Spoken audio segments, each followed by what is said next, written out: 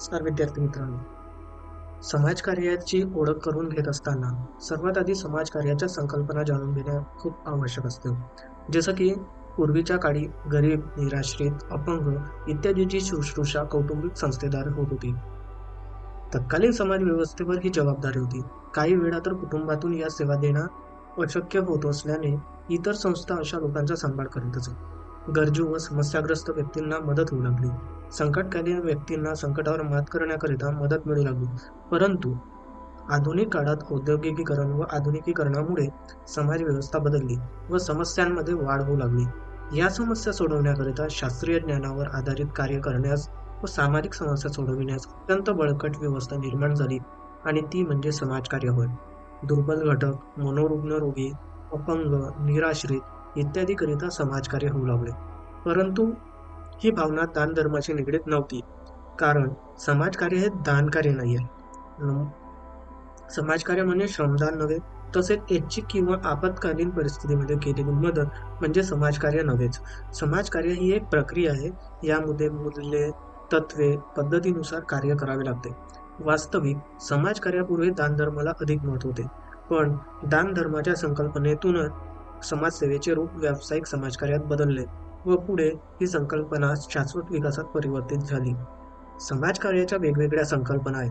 प्रत्येक तज्ज्ञांनी आपापल्या परीने समाजकार्याच्या संकल्पना विशद केल्या आहेत. याकरिता समाज कल्याण, समाजसेवा, सामाजिक सुरक्षा या शब्दाचा प्रयोग केला गेला. आता समाजसेवा हा कार्यक्रम पूर्वनियोजित नसून वेळ प्रसंगी केलेली सेवा व तात्पुरती सेवा होय. तसेच समाज कल्याण म्हणजेच समाजातील जे दुर्बल घटक आहे अशांना मदत करणे होय.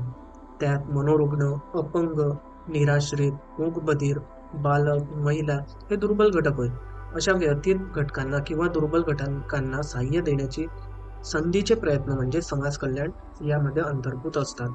समाज कल्याणामध्ये व्यक्तीला खूप महत्त्व दिले जाते, कारण समस्या दूर करून व्यक्तीचे जीवनमान समृद्ध करण्याकरिता त्याच्यात विश्वास निर्माण करते. समाज कल्याणाची धारणा अत्यंत प्राचीन आहे. दान धर्म, परोपकार, दुसऱ्याला मदतीच्या रूपाने समाज कल्याण होत होते, परंतु औद्योगिकीकरणानंतर समाज कल्याणामध्ये बदल झाला. व्यक्ती आणि समूहामध्ये परिवर्तन केले जात होते. उदाहरणार्थ राजा राममोहन रॉय यांनी हिंदू धर्मातील सती प्रथा बंद केली. महर्षी कर्वे यांनी विधवा विवाहाची सुरुवात केली. सामाजिक सुधारणा समाजातील परिवर्तनाशी निगडीत असून मानवी जीवनामध्ये ते बदल घडवून आणतात. समाज सुधारणा ही एक चळवळ आहे. समाजातील पारंपरिक प्रथा, जुने मूल्य इत्यादीमध्ये बदल करून समाज व्यवस्था नवीन रूपात आणून जनजागृती केल्या जाते. समाज सुधारणेकरिता समाजाची मानसिकता बदलायला लागते व पोषक वातावरण निर्माण करावे लागते.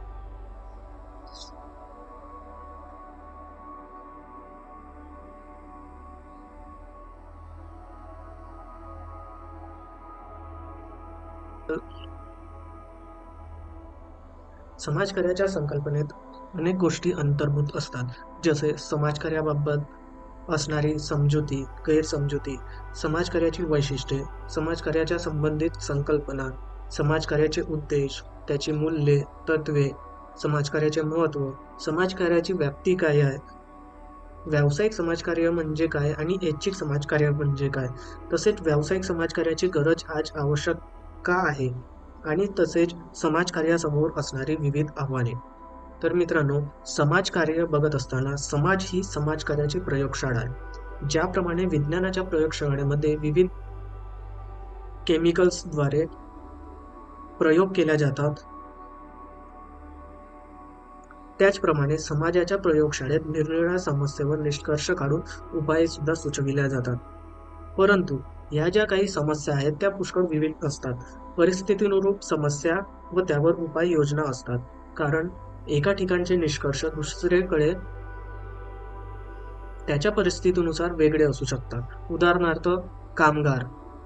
आता कामगार बघायचे झाल्यास प्रगत भागामध्ये कामगारांच्या समस्या वेगळ्या असतील, तसेच अप्रगत भागात कामगारांच्या समस्या वेगळ्या असतील. तसेच दुसरं उदाहरण बघायचे झाल्यास विदर्भातील शेतकरी दिवसेंदिवस आत्महत्या करीत आहेत. कदाचित दुसऱ्या प्रदेशातील शेतकरी आत्महत्या करीत नसून त्यांच्या समस्या व त्यावरील उपाय वेगवेगळे असू शकतात. प्राचीन काळी विविध समस्येवर उपाय वेगवेगळ्या स्वरूपाचे होते. समाजकार्याचे स्वरूप सुद्धा वेगळे होते. समाजकार्याच्या माध्यमातून परोपकार, दानधर्म ही भावना निगडीत होती. पूर्वीच्या काळी समाजकार्याची संकल्पना सेवा या बाबतीत होती. दुसऱ्याला सहकार्य केल्याने पुण्य होते, परंतु समाजातील ज्वलंत समस्येमुळे समाजकार्याचा विकास झाला. समाजकार्य ही एक कला आहे, ज्यामध्ये विविध तंत्राच्या व ज्ञानाचा उपयोग केला जातो. वैयक्तिक व सामूहिक समस्यांचे निर्मूलन करण्याकरिता शास्त्रशुद्ध पद्धतींचा उपयोग केला जातो.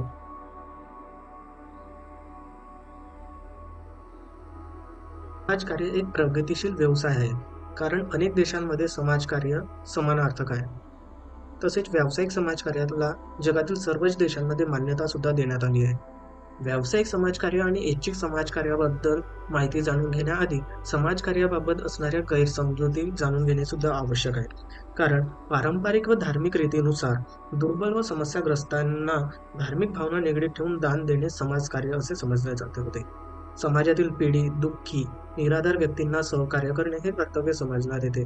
पाप पुण्याची भावना समोर ठेवून मदत व सुरक्षा प्रदान केल्या जाते. परंतु समाजातील ज्वलंत ज्या काही समस्या असतात त्या लक्षात घेऊन ही पद्धत समाजकार्याला प्रोत्साहित करीत नाही, तथा फलस्वरूप सुद्धा वाटत नाही. परंतु समाजामध्ये परंपरागत पद्धत अमान्य असून समाजातील ज्वलंत समस्या सोडविण्याकरिता आधुनिक समाजकार्यास वाव देण्यात येतो. धार्मिक भावनेने प्रेरित होऊन समाजातील लोकांना शास्त्रीय ज्ञानाच्या द्वारे प्रेरित करू शकते. आता समाजकार्य आणि श्रमदान याबद्दल संकल्पना बघायची झाल्यास बरेचदा समाजकार्यासोबत श्रमदानाची संकल्पना जोडली जाते. श्रमदानाद्वारे समाजाची मदत केल्या जाते, परंतु श्रमदानाद्वारे विशिष्ट शैली समाजकार्याकरिता आवश्यक आहे.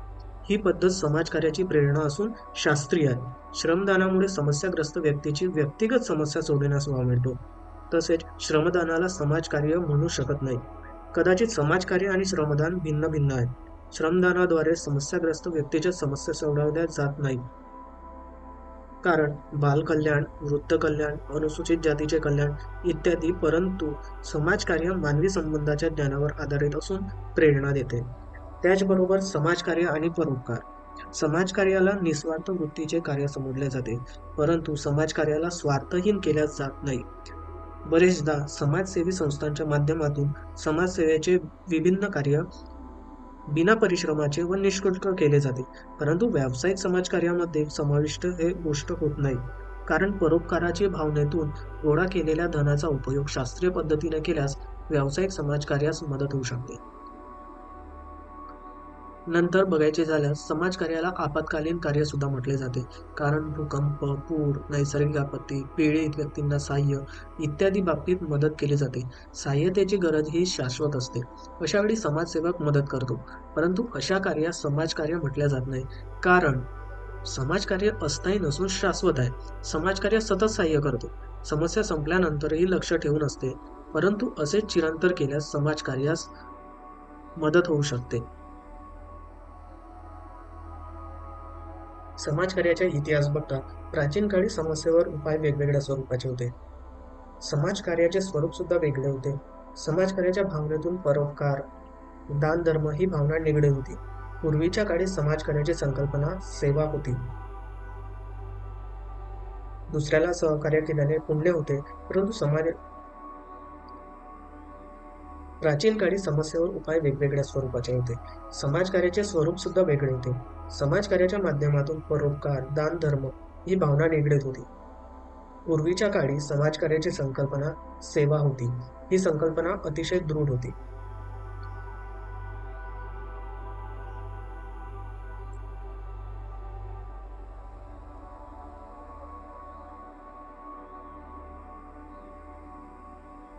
पूर्वीच्या काळी पाप पुण्य यांचा आधार असलेल्याचा प्रभाव खूप होता. आधुनिक काळ सुरू झाल्यानंतर औद्योगिकीकरण, नागरीकरण यामध्ये विकास झाला. तसेच नागरीकरणामुळे समाजातील लोकांच्या समस्या सुद्धा बदलत गेल्या, तसेच त्यांचे स्वरूप सुद्धा बदलले. समाजकार्याच्या संकल्पनेतही बदल झाला. हळूहळू तंत्र तसेच शास्त्रशुद्ध पद्धतीचा वापर सुद्धा होऊ लागला.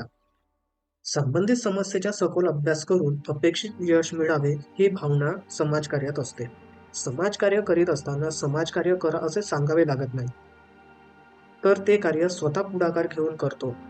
यामध्ये मान अपमानाची पर्वा करीत नाही, संकोच मनामध्ये दाबून ठेवत नाही, तर सेवा कार्य स्वतःला झोकून मदत करण्याची भावना अंतःकरणात येते. समाजकार्य करीत असताना उपकार ही भावना नसून निस्वार्थ मनाने दुसऱ्याची गरज पूर्ण करणे हे आहे. समाज सुधार, व्यक्तीचे कल्याण, सुरक्षितता अंतर्भूत असते यामध्ये. माणूस हा सर्वात महत्त्वाचा घटक आहे. समाजकार्याची ओळख करत असताना समाजकार्यात मानव हा महत्त्वाचा घटक असतो. कारण त्याचे उत्थान करणे हे समाजकार्यातून मिळते. गरजूंना साथ देणे, त्याची समस्या ओळखणे व वैज्ञानिक ज्ञानाचा उपयोग करणे म्हणजे समाजकार्य होय. समाजाचे जीवन सुधारण्याची वृत्ती म्हणजे समाजकार्य होय. समाजकार्यामध्ये पुनर्वसन करते. समाजकार्य व्यक्तीला स्वावलंबी बनवते. समाजकार्य सहभाग करण्यास शिकवते. कारण प्रेम ही सर्वात महत्त्वाची ताकद त्यात असते. काळजी घेणे, समस्या जाणणे व समस्या सोडवण्याच्या प्रक्रियेत सहभागी होणे ही सुद्धा समाजकार्यामध्ये अंतर्भूत असते. समाजकार्य समाजमान्य व सकारात्मक सिद्धांतावर आधारलेले आहे. मानवतावाद समाजकार्याचा मोठा आधार आहे. समाजकार्य भोवतालची परिस्थिती बळकट करून समाजातील समस्येचे आव्हान स्वीकारले जाते. यात उपकार नसतात, कीव, दया, श्रेष्ठ कनिष्ठ नाही. सेवा धर्म कर्तव्य असते.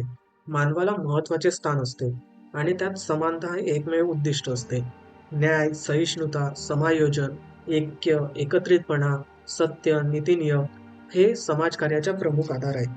कारण व्यावसायिक समाजकार्यामध्ये सैद्धांतिक दृष्टिकोनातून सहकार्य करून व्यक्तीला स्वावलंबी बनवते व नवीन मार्ग दर्शविते. मदत कशी करायची, मदत करताना कोणत्या ज्ञानाचा वापर करायचा, मदत ही शाश्वत असावी जेणेकरून व्यक्तीचा पूर्ण विकास साधला जातो. माणूस हा महत्त्वाचा घटक असल्यामुळे लोकशाही मार्गाचा वापर करणे यात योग्य असते. लोकशाहीमध्ये अधिकाराची समान वाटणी असते. कार्य करण्याचा अधिकार, विचार करण्याचा अधिकार व स्वयंनिर्णयाचा अधिकार समान असतो. लोकशाही मूल्याचा वापर करून समाजकार्य व्यक्ती सक्षम बनवते. तसेच लोकशाही मार्गाने समाजाचा विकास साधला जातो. समाज व्यवस्था अबाधित ठेवून समाजाला न्यायसंगत व सत्याच्या मार्गाने नेऊन समाजाची उन्नती केली जाते. समाजकार्याला व्यक्ती व समाज यांचा परस्पर संबंध आहे, कारण या दोघांचाही विकास पूरक आहे. समाजकार्य करता आपल्याला विशिष्ट ज्ञानाचा आधार घेऊन कार्य करावे लागते. समस्याग्रस्त व्यक्तीची योग्य माहिती घेऊन वेळप्रसंगी निरीक्षण, सहभागी करून योग्य माहिती संकलित करून निष्कर्ष काढला जातो व यावर उपाययोजना सुद्धा केल्या जाते. समाजकार्यामध्ये व्यक्तीच्या विकासातून समाजाचा विकास केला जातोच, पण त्याचा व्यापकपणे विचार करून पुढील मांडणी सुद्धा करण्यात येते. समस्याग्रस्त व्यक्तीच्या अधिकारांचे संरक्षण समाजकार्यकर्ता करत असतो. कोणत्याही समस्याग्रस्त व्यक्तीच्या यामध्ये स्वीकार करण्यात येतो.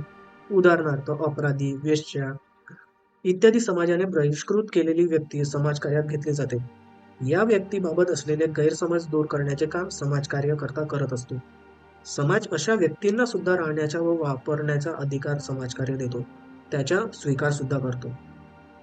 व्यक्तीचे जीवन विकसित करते. माणूस समाजात राहत असताना विविध समस्या निर्माण होतात. जसे दारिद्र्य, बेकारी, कौटुंबिक समस्या, वृद्धावस्था, रोग, अपराध इत्यादी समस्या प्रामुख्याने समाजकार्यकर्ता सोडवित असतो. समस्या कोणतीही असो त्याचे स्वीकार समाजकार्यकर्ता करत असतो. समाजकार्य मानवाचे सक्षमीकरण करते, तसेच व्यक्ती व समाज सक्षम बनवण्याकरिता सर्वतोपरी सहकार्य करत असते.